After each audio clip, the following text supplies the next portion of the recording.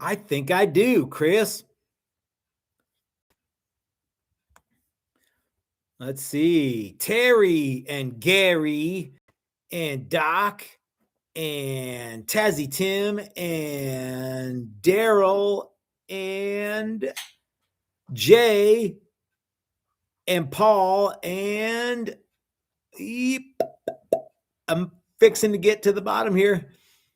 There's a lot of conversation happening, Chris, and Dylan and Dan and Dastardly Dave, and there's Joy and Lefty and Gary Jackson. Hi, Gary Jackson. Thanks for hanging out with us. Usually when I say Gary, I am generally talking about Gary Redburn. Chris, that's what I was hoping. Then Driddle is here. Driddle does this thing where he's like, "Oh, hey, like he wasn't expecting to be here." Yeah. Like it's as much as a surprise to him as it is to us. Yeah, that's right. And Mr. Joey Dano and Big Mike. All right, guys, if I didn't say your name, it's because I didn't see you in the thing, but I'm glad you're all here. I'm glad you're here too, Chris. I almost wasn't. Oh, yeah? Well, because I was out running around. There's so much road construction happening by the shop that it's kooky, man, kooky. So this morning, are you okay? Hold on, do you need to take a break? I fear I might be working on my concoction. What on earth are you having there? So I have not been drinking very much. So I've been drinking NA beers. Okay. And I found that if you doctor them up a little bit, some of them are actually pretty good. What do you got doctored in there? So I got some lime juice in there. Okay. And then I bought some chili salt stuff. Oh, okay. Which turns out to be way stronger than the other chili salt that I've had. I have a Dr. Pepper here. A doctor, prescribed it to me. Yes. Do you know Dr. Pepper? I'll have a Dr. Pepper. Yeah. So my good friend Dr. Pepper, Dr. Pepper, recently prescribed me this concoction. Where's Texas is a big Dr. Pepper state. Everywhere is a big Dr. Pepper state. Everywhere in the world. Just ask Gary Redburn. I don't know if Gary drinks Dr. Pepper or not. Yeah, I don't know either. I was watching something and they were like, well, when you think of Dr. Pepper, okay, they said, but I was like, okay, it's fine. Yeah. It's fine either way. All right, let's get down to the business at hand, which is guitars. And hold on, I'm ready. You look like you're not 100% ready. I'm okay. Diluting till it gets good. Okie dokie. Gary says no, it's too sweet. Okay. Moving forward. Got all that out of the way. Moving forward, yeah. So the part that the important thing here that I'm trying to get to is the part where I ask you, do you know what I did this morning? And you don't know what I did, but do you know what I did this morning? No. I know. I started to send out all of the expo information to all of the people who I have hand selected to come to exhibit. Furthermore, I have begun to send out the confirmation emails to everybody who has up to this point. There's a few that I didn't get to. So if you didn't get, if you signed up for the Great American Guitar Build-Off in July, and you haven't gotten a thing yet that has like a little picture of Captain America saying, welcome to the Great American Guitar Build-Off thing, it's probably because there's a handful that I haven't like updated the email list yet. So more of those will go out tonight. I have to manually do it. And the response has been very, very good. Lots and lots of the exhibitors that I've talked to, have confirmed and sent in money. Even, so today, I didn't know that John from Bitterroot Guitars was going to want to do it. But as it turns out, I sent a thing to John. He was like the first guy who got back to me and like said, shut up and take my money. I'm looking forward to it. So I'm very excited about the expo. Good. Do you think that coming onto this forum and talking about something that's going on this year is like cheapening the experience? cheapening the experience of this forum, of this feed, of this. Honestly, no. Yeah. You did get some comments. Yeah. About how this was just a big ad for your thing. Somebody said, so this is just a big ad for your expo. Yeah. Duh. I'm like, I mean, in some ways, we talk about other stuff too. Exactly. And we think that a lot of people will be interested in the expo. Yeah. Now, it's not like we're sitting around talking about wax beans and how we can't tell the difference. We are talking about Dr. Pepper. Well, but some people like Dr. Pepper. And we were talking about things that people drink and, whatever. So yeah, is it an ad for it? Kind of. Is it it's an info spot. Yeah. Do you think though that like every single YouTube video ever made and every single YouTube video that will ever be made is in an attempt to raise awareness of something that the maker is interested in or doing or promoting or something? I mean, like, you want an honest answer? No, I want that. Yeah.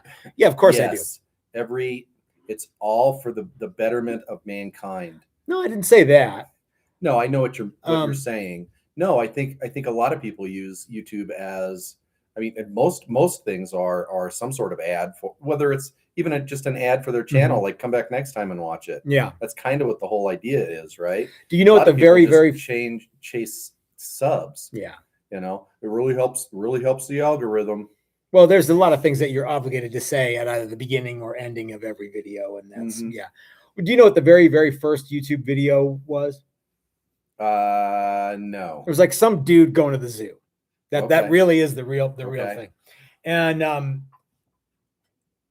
it might have been like, well, I'm just making a video, but he was at the zoo. He had an interest in going to the zoo. He wanted to raise awareness for the zoo. Okay. In some way, or raise awareness for the thing. It wasn't just this benign gesture of like, I don't know, benevolent, like something. I don't know. It doesn't cost it anyway. So anyway, if you don't like it, turn it off. Yeah. There's a million other things going on YouTube right now. You can find any number of things. Doc just sent us a super chat and says, best infomercials ever. Yep. Love hearing about the expo and the competition. It builds the excitement, at least for me. It's going to be epic. You know what? It is going to be epic, Doc. And Joy says it's your channel, and people are silly. Yeah. Jay's more of a Mountain Dew guy. Wow, that's talk about sweet. So, and I'm actually drinking a Diet Dr. Pepper here too, Jay. So Tazzy Tim sent us a super chat and says, hey, Toasters, slightly off topic. I'm doing my first headstock binding. Do you have any vids that might help me? Ooh, Tim, this is a great question. I don't know that. Okay, I don't even. Be. There probably is. I don't know how many videos we've made, but it's well over 2,000. Like if you count everything, you know what I mean? How about this? It's well over 1,000, and it's probably well over 2,000 at this point. If you're making a guitar that has a headstock like this one, generally they're okay, not this, like paddle style, but if you're making a scooped out headstock, man, I don't know how you would, I don't know how you would do that. That you could do it, but that'd be tricky. If you're doing an angled headstock, that's got binding, that's considerably easier, but not without its challenges. You should absolutely route the binding channel before you glue the fretboard on. If you're going to use something like if you're going to use a rabbit bit and you're going to do that on, say, like a router table, or you're just going to run your router over the paddle, or I'm sorry, the headstock, you're going to want to make sure that the end of the headstock is perpendicular to all the sides of the headstock need to be perpendicular to the face of the headstock. So and then binding is binding, right? Mm-hmm. So, yeah.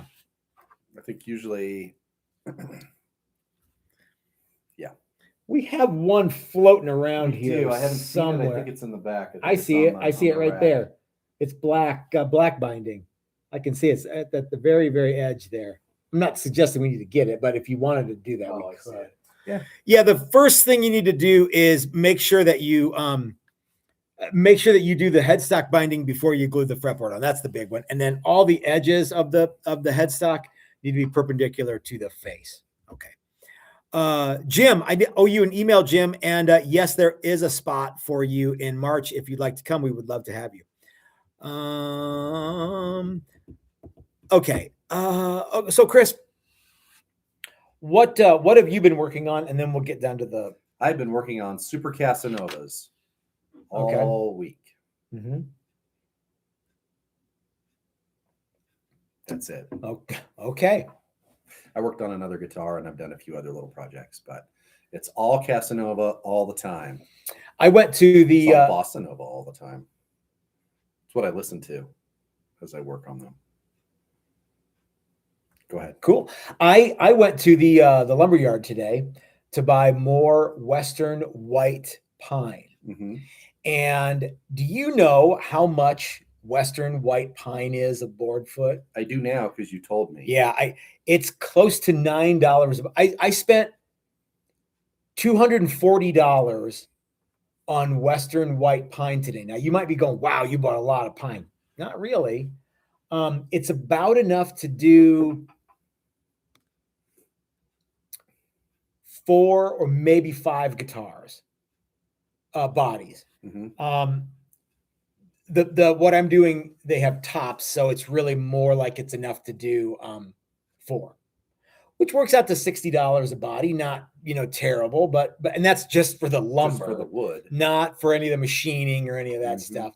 But I think a lot of people go, oh, pine. So I'm talking to the guy at the lumberyard. That's a discounted price. We get a little bit of a deal. That's right. So I'm talking to the guy at the counter, and I go, man, that stuff's getting up there, isn't it? He goes, yeah. People come in and they're like, he's like, well, what kind of wood do you want? And people say, I don't care. Something like, I don't anything pine. And he goes, you just wrote a big check for something that you thought was going to be some jive lumber. What did you say? You said you need to go down the alphabet a little more. Yeah. There's one real close to pine, right after pine in the alphabet, poplar. That's about half that price. Joy is commenting. I think Dan was asking about our caricature, our Chat GPT cartoon. I think we look good. I think so too. Yeah. I'm actually going to get surgery to look like that cartoon. Like that. I think you should look like the cartoon. Yeah. Big Mike says, not sure if I'm officially in the build off, but I'm still building a telly. Mike, I hope that you are, man. And I'm looking forward to seeing you. Brad Guitar Miller sent a super chat and he says, I'm so grateful for this infomercial channel. Wouldn't have some very cool guitars if I didn't. You guys rock. Thank you, Brad. That's very kind of you. Okay. So Chris, we were talking earlier today about if you don't have your own signature guitar, is it because you suck? Well, my initial reaction was no, but you asked me when you say the word signature guitar, and I told you what my version of a signature guitar is. Yeah. Which is a company makes a guitar with my name on it. Okay. And sells it to other people, not me. So first of all, you guys know this is a clickbait title. Anytime we put "you suck" or you're stupid or whatever, people like to watch them. So does it say Chris says? Doesn't say Chris. Okay. It did for a second. Talk. Yeah. That was going to say Chris says you suck.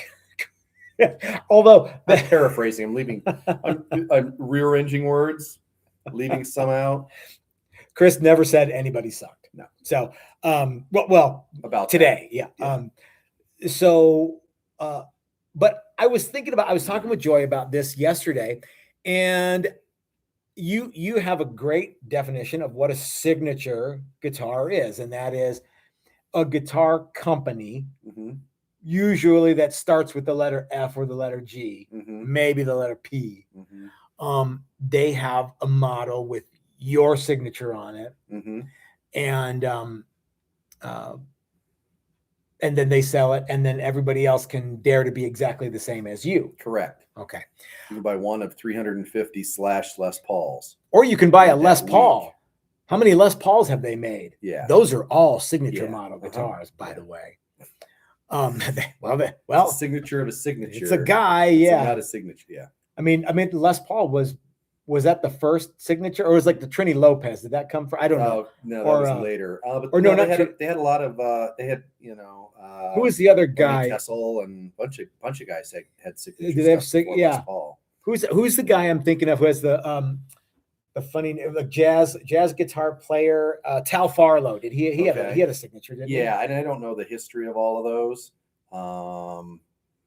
but I would assume that there were some before Les Paul. A lot of people kind of get that confused that, well, that's a model. Well, it is. And it's also a signature series instrument that, you know, Trini Lopez or Les Paul or somebody had done. But the idea of what you're talking about. Yeah, that's two guys, right? But what you're talking about has more or less been that's a fairly recent phenomenon, like since the late 80s or something, I think. That's when they started doing that stuff.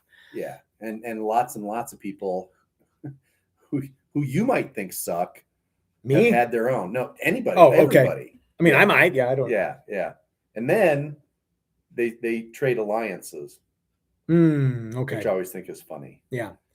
Well, so anyway, what made me think of it is I got a call from an artist relations guy. There was a performer who was going to be in Denver last night, and he wanted to have us do something to his guitar. But I got to thinking about signature instruments, and this guy has one.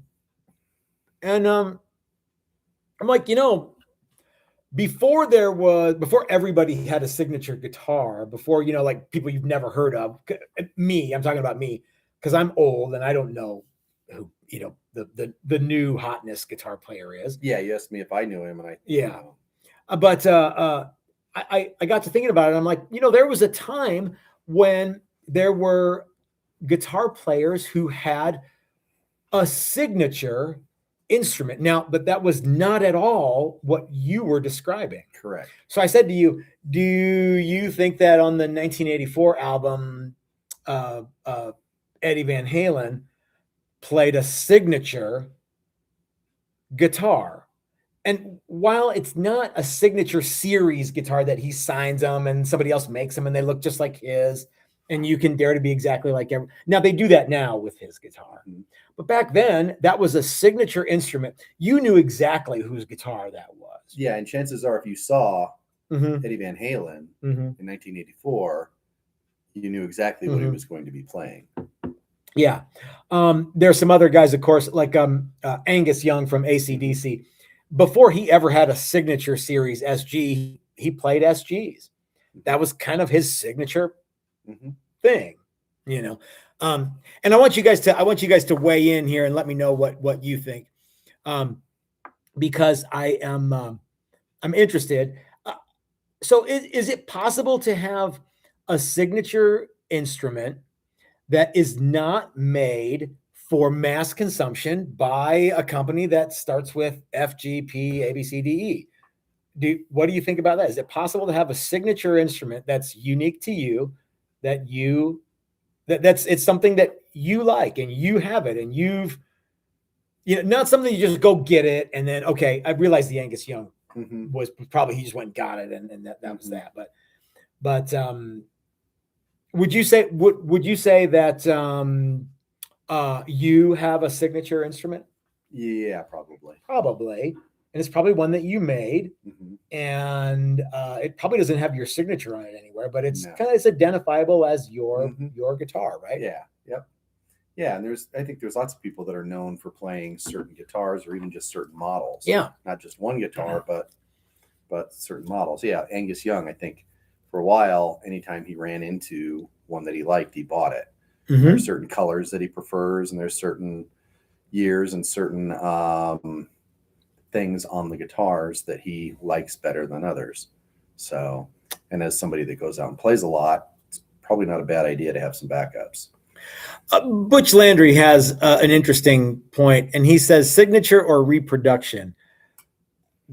I think that it can be both, right? I mean, so like, for example, Buddy Guy's signature guitar is a reproduction of his polka dot. Kind of, yeah, but that's, really, I think the defining characteristic of that guitar is just the polka dots. Right? I mean, it's a black Strat with polka dots. Yeah, or it's, and but pretty defining though. Well, yeah, but as far as, I mean, is it the same radius? Is it the same fret size? Does it have, similarly voiced pickups in it? Who knows? I would imagine. Maybe, I mean, if you're making, not, though, the Jimmy Vaughn Strat, it was kind of 57-ish, but kind of not. Okay. So sometimes it's just paint that makes it. Yeah. And we could go back to the Van Halen one. A lot of that was most of that was paint, because Lord only knows, like, you never knew which neck he was going to have on it, at what show. And that. Dylan, would you say Dylan has a signature guitar? Dylan says he does. Would you say he does? He has a lot of guitars. I think it depends on what mood he's in. Spoiler alert: Dylan says that his Paisley Challenger is his. Okay, well, yeah, I would think that might be one of them. I knew it was going to be pink. I just didn't be that or the Machine Gun Kelly one.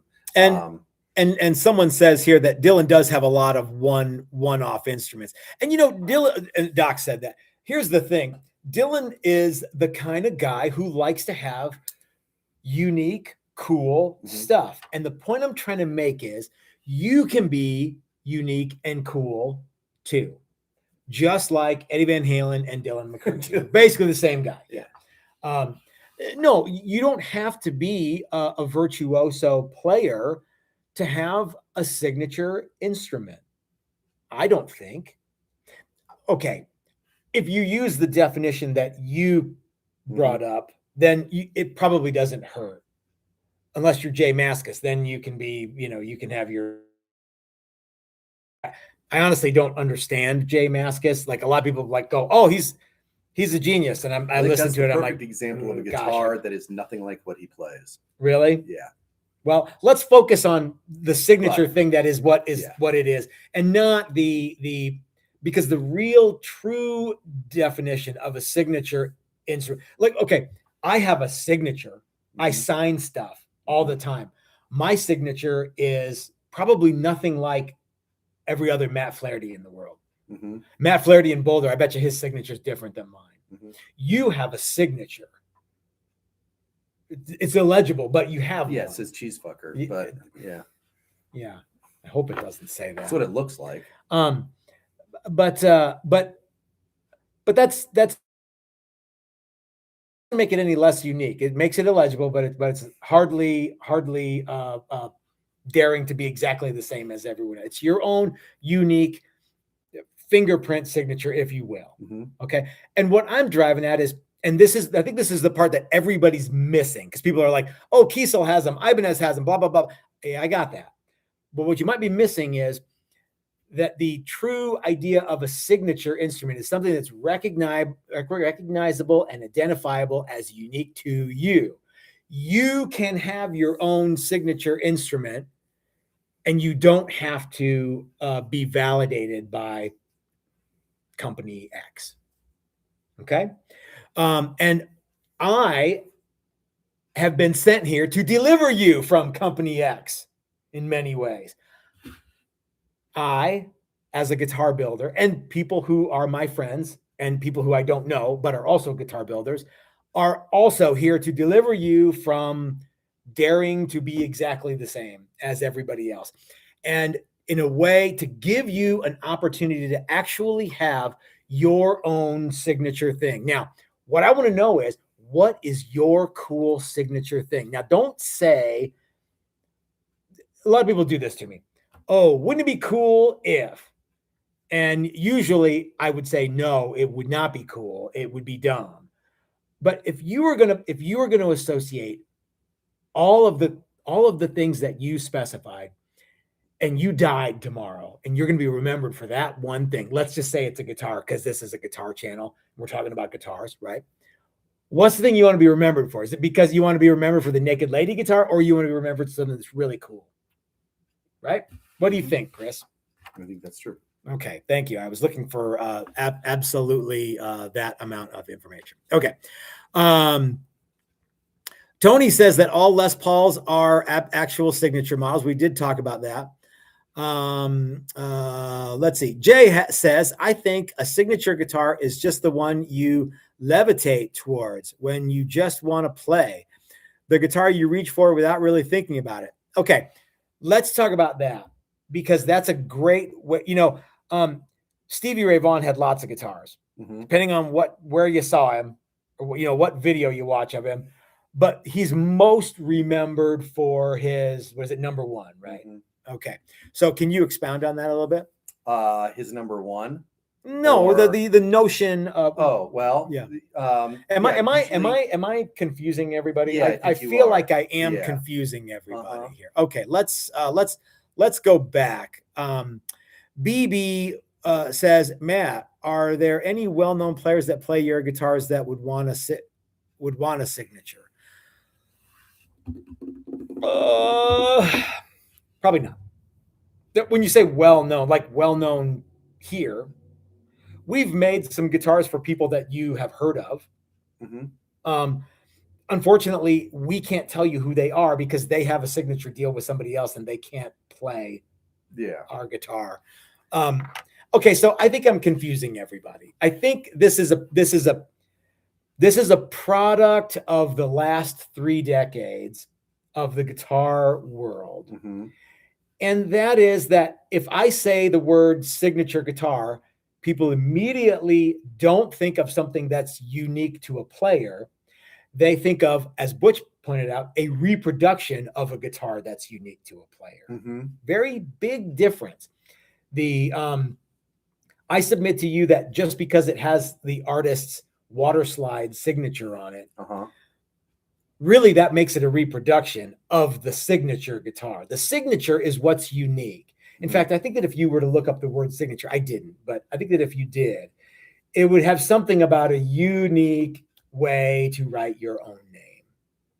Probably. I don't know. Okay. Somebody, what do you think? Yeah, that sounds right. Okay. Yeah, I think in some ways, signature guitar and relic are sort of synonymous. The relic isn't really old, and a signature guitar isn't necessarily with that signature, that person whose signature there is on it is what they play. They may have played it at one time, they may play it again later, it may be very similar, but really it's just a way to capitalize on their fame at that particular moment. It's there to sell guitars, right? Yeah. Now what I'm talking about, your own personal all of you guys watching right now, you might have a signature guitar. It's like Jay said, the one that you gravitate towards. Style of guitar, or a signature, and I think that's what you're talking about when you're talking about Angus Young and SGs. He doesn't just play one SG. No. He plays lots of different SGs. He also plays some other guitars, but 9 out of 10 times when you see him, he's got an SG in his hands. Slash, before he had a signature guitar, was known for playing a Les Paul. That's what you saw him in when he was playing in the early years, was that Les Paul. Okay.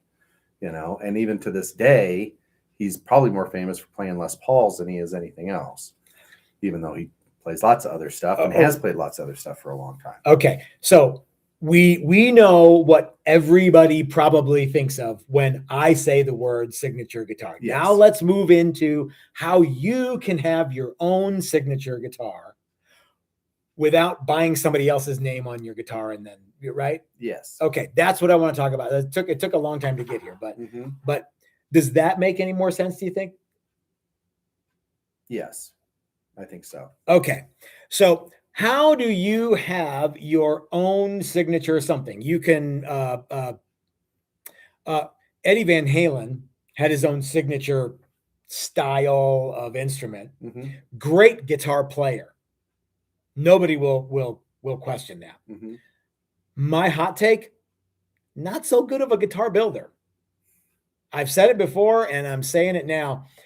If Eddie Van Halen didn't play and he only built guitars and you saw them somewhere, you'd go, well, I ain't buying that. Yeah. But because it's him and because everyone wants to, have the same shoes and the same haircut as Eddie Van Halen and, of course, the same guitar, it's neat. But the fact of the matter is that when people look at that guitar now, they're like, I'm amazed this thing even works. But you can have your own signature guitar. I want to know what you guys would do to yours. And I want to let you know that if you want to have your own custom instrument that's made for you, the easiest thing to do is come to somebody like me and have me build you your own dream guitar. And again, what was it? What was the remember the scene where Johnny Cash goes to Sun Records? Mm-hmm. And the guy says, if you go out right now and you get hit by a bus and you've got enough time to sing one song, what's it going to be? What comes from your heart? Is it going to be somebody else's guitar? Is it going to be the Naked Lady guitar that you send me emails about and say, wouldn't this be cool? Or, it looks like a cantaloupe or whatever it is. Or is it going to be something that is identifiable as cool and timeless and unique to you? What is it going to be? And if you tell me a Strat, well, that's fine. And that's cool, but it's not exactly germane to this conversation. So Chris, do you want to talk about that for a little bit, or do you want to go to the comment section? Let's go to the comment section. Okay. Steve says, oh my gosh, the comments are coming in fast and furious. Okay. Butch gets it. Chris Hendricks wants to switch gears. Was the Les Paul actually an arch top on a slab or a carved top? It was and is a carved top. Loring is here. How are you doing, Loring? He said that he made something that is his own at one of our workshops. Sign up and do it. Perfect thing to do. You don't have to have me make it for you. You can make it yourself. What's cooler than doing that? I don't think anything's cooler than doing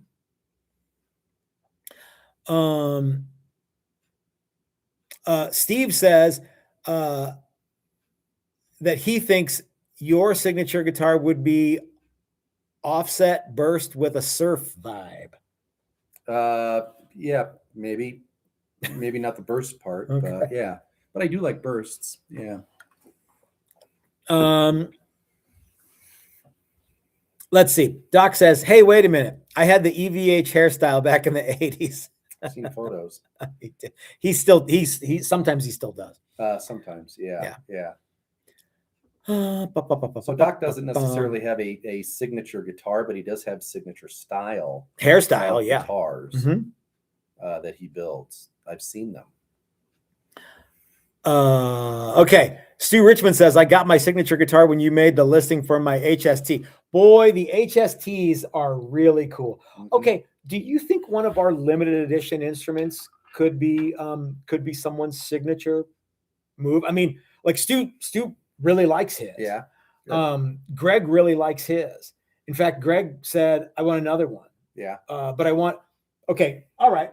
Let's say you bought one of the HST guitars and you love it. And you said, you know what? I love this guitar, but I want to customize one a little bit. So behind me, there's a couple of the HSTs that are, I'm going to say standard. They have trims, but and one of them has P90. Actually, both of them have P90s, but Greg has one of the original HSTs, and to look at it to look at it with all the others, it looks very similar. But Greg said, hey, I want another one. And can you kind of make it custom to me? And I'm glad that Stu, I'm glad that you brought that up, because this really rams it home. So this is, our version of the HST. And Greg said, I want another one, but I want a couple things different. One, I want a great big fat neck. Okay, so now you can't really see that from here, but it does have a great big neck.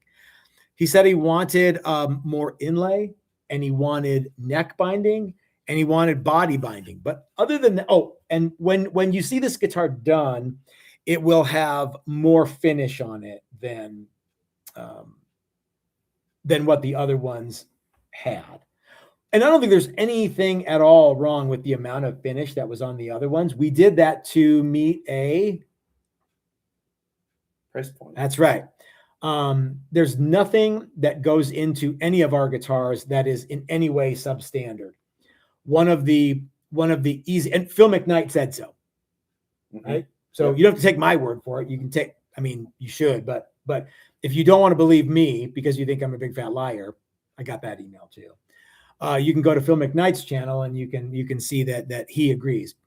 But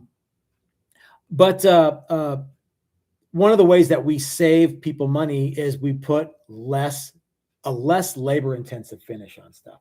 Well, if you want a more labor intensive finish, you can ask for it, and we will say, sure, followed by, it's more money. That's right. So that's what Greg did. Yeah. So Greg wants more finish. So when you see this guitar, it'll have more finish, and it'll have more. Obviously, it's got binding on the neck and the body, and it's got trapezoid inlay, and it's a really neat guitar. So anyhow, that would be a perfect example of my LB bone. A perfect example of somebody who's taking a standard instrument that we made and getting another one made that has some custom features, some custom touches. I think that people don't understand that they can do that. It costs more money. Yeah, it does cost more money, and sometimes it costs a lot more money. Sometimes, versus we're going to make 10 of these, and the reason that they're this much is because we're making 10 of them. That's right. One of the reasons that the HST was so valuable, was so value priced, is we made a number of them, and we chose a bunch of things that were not quite. We eliminated options. Yeah, and finish is one of the big ones. And the idea that you get jigged up, you make a bunch. It doesn't take, it's not like making one versus making two. It's making one versus making 10, and 10 takes not 10 times as long. Yeah, it takes 5 times as long, maybe. But as always, if you got the money, honey, we got the time. So if you want to make your guitar more of a unique signature piece, first of all, it's already okay. No matter what guitar you get from us, it is probably going to be pretty unique because they're all handmade. Even if we make 2 guitars that are as identical as we can make them, there are going to be slight differences because they're all handmade. Okay. The other thing is, if you buy one of the limited edition guitars that we made, like say 10 of, well, there's only 10. It's not like you can't go to the website right now, texastoastguitars.com, and buy an HST. You just can't. Yeah. Maybe one day you'll be able to, but right now you can't. And you can go to Dylan's page and you can get an HST, but that's the Dylan. That's kind of a Dylan. Is that a signature? Or is that like an exclusive? It's a dealer exclusive. Kind of a different wording. Yeah, slightly different. Yeah. Although in a lot of ways, because Dylan's the one that spec'd it. So yeah, it is a Dylan inspired guitar. Jay says that right now his HST is his go-to guitar. I would have thought Jay's level 4 would be his go-to guitar, but yeah.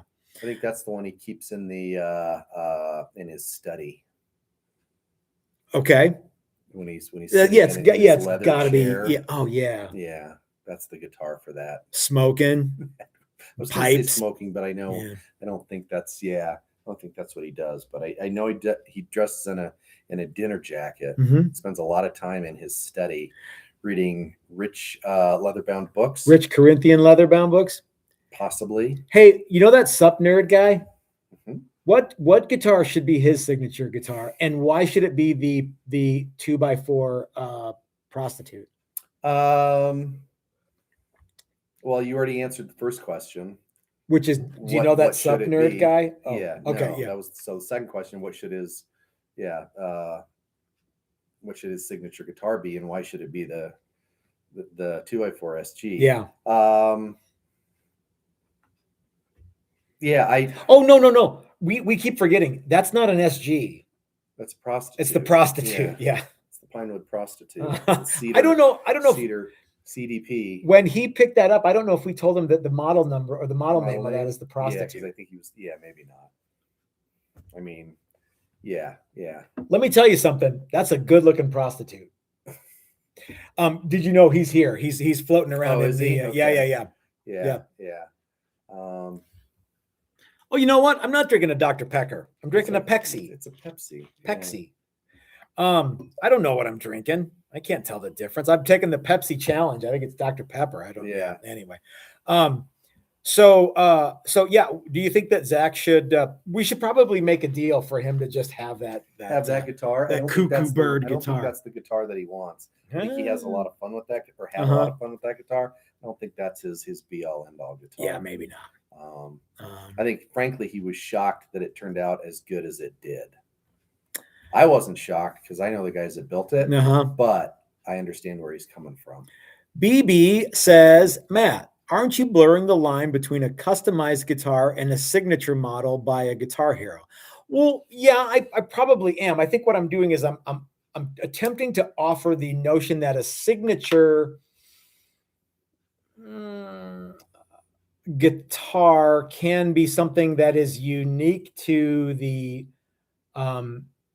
owner, and that the notion of a signature guitar with, say, I don't know, let's just say John Petrucci's signature on it is really just a version of his guitar.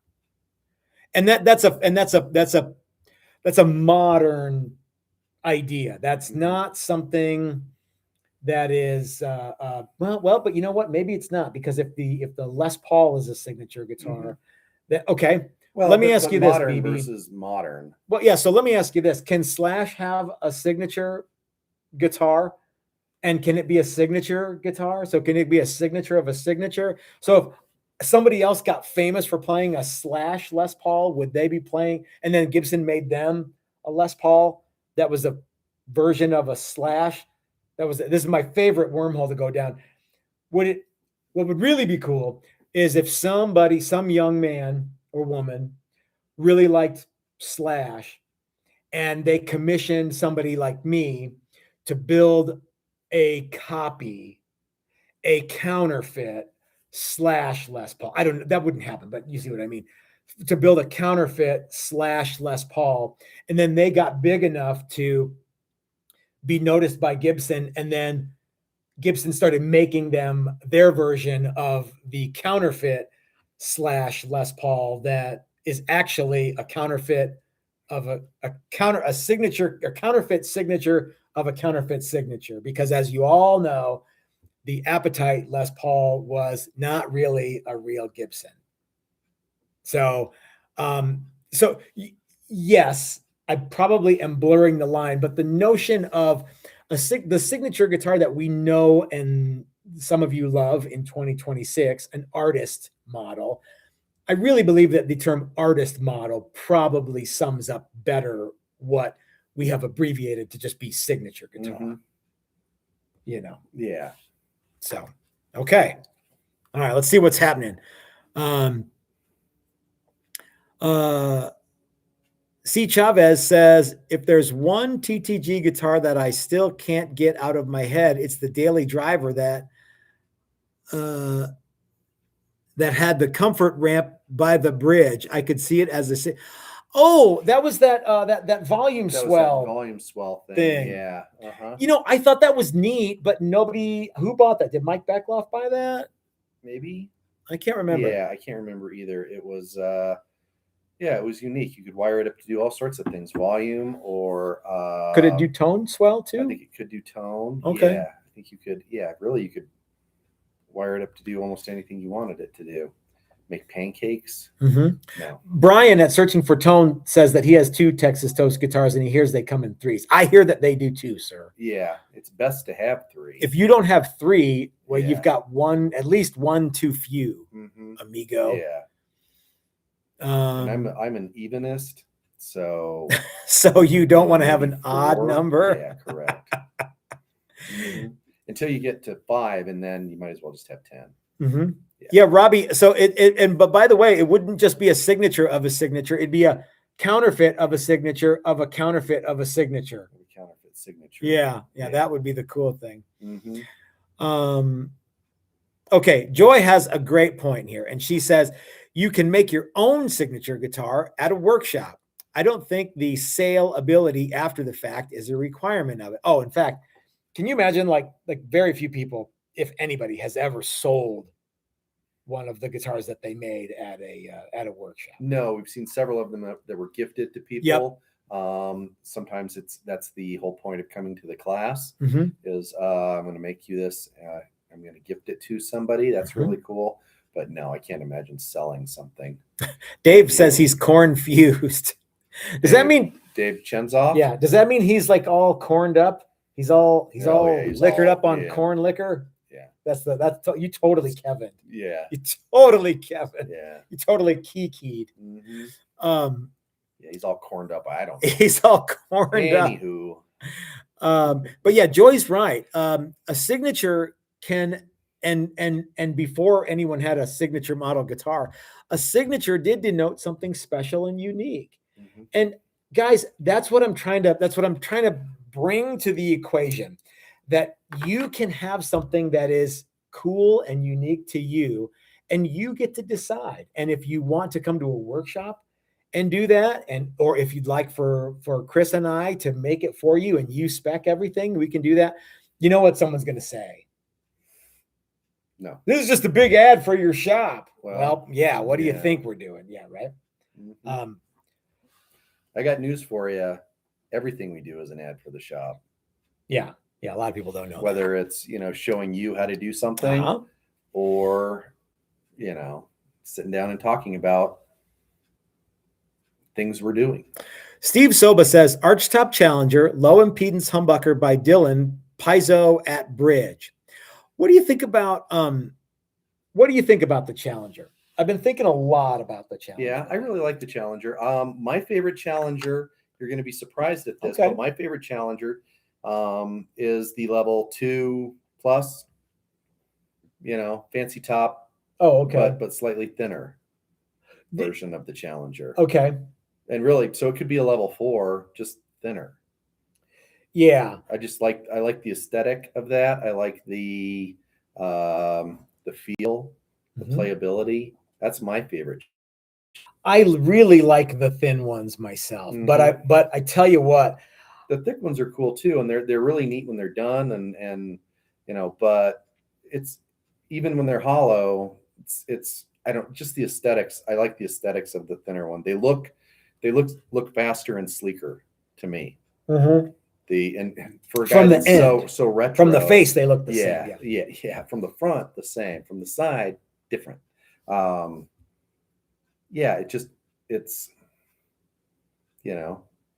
It's cool. A Les Paul from the side is pretty fairly beefy. chunky and fairly, okay. Yeah. And and a Challenger that's thinner just looks fast.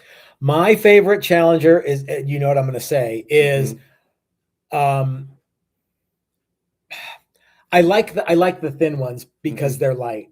Yeah. I like the thick ones the most when they're all the way hogged out. Well, yeah, and that's ultimately they pretty much end up weighing about the same at that point. But yeah, actually, we could probably get the thicker one to weigh less if we did it right, because we probably get a thinner one to weigh less too if we, but that's not the point of that guitar. There's not a lot of there's only like an inch. I mean, yeah, we could take some out. I guess if you remove any material, it's going to make it lighter, but Yeah. Yeah. So yeah, I think that I like the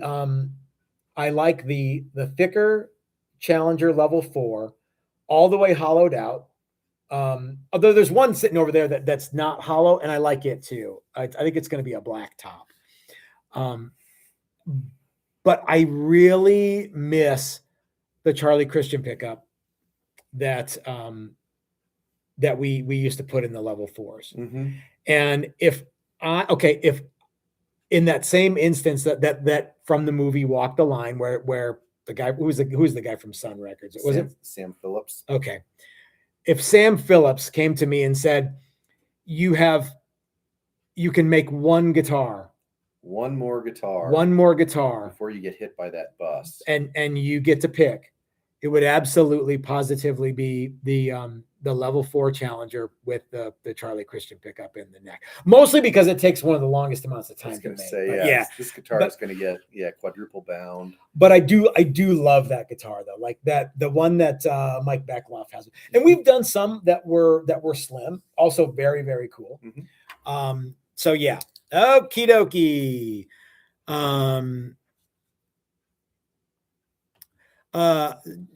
C. Chavez says he didn't know that the Challenger came in different thicknesses. Yeah, it does. Yep. Let's see. Chris says the good old Challenger Deluxe. Now the Challenger Deluxe is okay. The Challenger Deluxe actually is the flat top. Mm-hmm. I think I like the carved top, hollow body Challenger with that pickup. We've changed the nomenclature of that guitar several times. We have, yeah. And at this point, there are 4 levels plus a couple of sub levels. So you have 1, 2, 3, 4, Mm-hmm. and some of that denoted manufacturing friends. Yeah. Some of it we had Steve do a bunch of stuff Mm-hmm. to a couple of those levels To the 1 and 2 in an effort to reduce our labor costs. Mm-hmm. And yeah, so and then that sort of morphed into some other stuff. Yeah. So, like, oh, can I get a level 2, but I want it with a maple top? Mm-hmm. Okay. Okay. So we started having so that's a 2+. Yeah. Really, it should be a 3 because nobody wants a 3. No. But anyway. Okay, there's a lot of people, Dan and Tazzy Tim, want to know about the guitar on the bench. Okay. So let's talk about the guitar on the bench, and then let's get out of here. Okay. So, guys, the guitar on the bench is here because it is the Pinewood Derby kit. I'm going to hold the neck up. Okay. Would you hold the body up, please? This is the same. Okay. So this is what you get when if you go to our website right now, texastoastguitars.com, and you go to the Buy Now page, there's a thing that you can buy, and it's the Pinewood Derby kit. And it's this Monticola Western White Pine body, and it's basically ready to go. It's got the neck pocket, it's got the all the pickup routes, it's got the control cavity route. You can cut these off or you can leave them on there. It's ready to go. It's ready to go. It comes with this neck. Now this neck is not shaped. You get to shape the neck. You get to leave the headstock as is, or you get to make it your own signature headstock. It's fretted, and it's also ready to go. You need to shape the back of the neck, or you don't, and you just play slide on it, whatever. This has a 10 to 16 inch radius too. This is one of the very first things that we ever did with a conical radius. Yes, Greg, we are leaving the alignment pinholes on it. I don't know why. Oh, because it takes time and it's more fun to just grind them off yourself. So anyway, for whatever it costs to buy this, in the lower 48 in the continental United States, it comes with shipping, and $50 of every one of these kits is entered into the Pinewood Derby build-off that will be held in conjunction with the Great American Guitar Build-Off July 9th, 10th, 11th, and 12th of 2026. By the way, celebrating 250 years of liberty in the United States. That's a big birthday. That's a big birthday, baby. And one of the things that we're doing is the Pinewood Derby guitar build-off, and there's 25 of them. So, guys, if you want to come out to a workshop and build a Pinewood Derby guitar, that's a workshop you can take. It comes with this and 5 days in the shop or whatever the and it's a mostly put it together and paint workshop. And the same $50 goes into the deal. You can do that too. So yeah, it is very cool, sir. Now Lefty says just add wheels and the neck is ready to race. You know, you don't have to add wheels to this, because one of the things that we're doing at Odyssey Beer Works, the Great American Beer Works, at the Friday night party for the 2026 Great American Guitar Build-Off Expo and Convention, is an actual Pinewood Derby car race. So if you have a Pinewood Derby that you did when you were 9 years old, you can bring that and race it. Or if you have one that you did when you were 59 years old, you can bring that and race it. Or if you want to call your dad and have him build your car. Yeah, again. Yeah, whatever. Yeah. So you can run down to the hobbies shop and you can buy a Pinewood Derby kit, or you could. They have them on Amazon too. You can just Amazon a kit. You could custom make one out of oak if you want. I don't care. It doesn't have to be pine. We're calling it Pinewood Derby, but you don't have to make it out of pine. I don't give a toss. The whole guitar thing came about because Odyssey was having a Pinewood Derby car race. Yeah. It was like, well, we should do something like that. Yeah. Let's make them out of pine. Mm-hmm. So Tezzy Tim says, any details of when and where the entries need to be? Well, so Tim, the details are that the entries for both the Great American Guitar Build-Off and the Pinewood Derby Build-Off are that they need to be here at the event. The Great American Guitar Build-Off is going to be the, July 11th and 12th. They need to be at the expo hall on July 11th. Okay. If you're entering if you're buying one of the kits and you're entering it, it needs to be here at the shop on Friday, July 10th, right? Yep. Yeah. Thursday the 9th would be even better, but actually it needs to be at Odyssey Beer Works on July 10th. If you want me to take it over there for you because you're sending it from, then I know where Tim's from, but just say that somebody else wants to do it. Send it to me on the Thursday and I'll get it over there on Friday. Yeah. Okay. So plenty of time. If you send a guitar a month before, chances are it's going to sit in that box for a month, which is fine. So anytime from now until the 10th. Yeah. You got 6 months. 6 months to get it here. Yeah. Yep. And most of the work on these bad boys is already done. Yeah. I mean, really, all you got to do is put wheels on it, apparently. Yeah. So Butch wants to know what time the party will start. This is a weekend project, right? If that. Yeah. Butch wants to know what time the party starts on Friday at Odyssey. Butch, I don't exactly know.